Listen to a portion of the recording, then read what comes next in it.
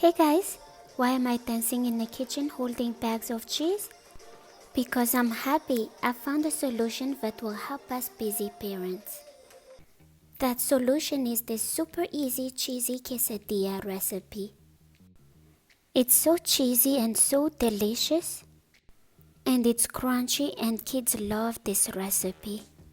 It takes about 5 minutes to make, and it's the perfect food to make when you've been too busy with work or if you've been too lazy to cook. Yep, I do that all the time. So all you need is a griddle, some flour tortilla. We also need this queso quesadilla. This cheese melts so fast and it's what makes this quesadilla taste so good. And also some shredded mozzarella cheese. You can also use any of your favorite cheese. And I like to add some feta cheese to it. This is totally optional.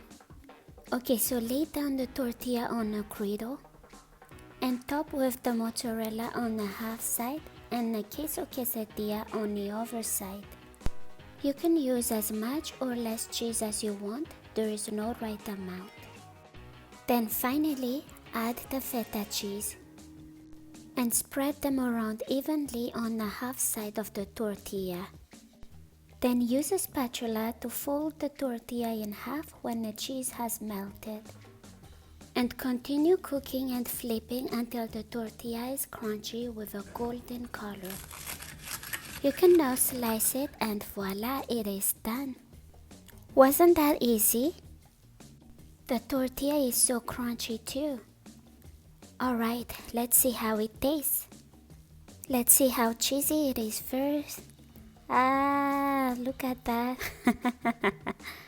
Look at all the strings of cheese. It looks good, huh? Okay, I have to fix it a little bit. Now it's time to taste. I like to dip it in a barbecue sauce. You guys, this quesadilla tasted so good.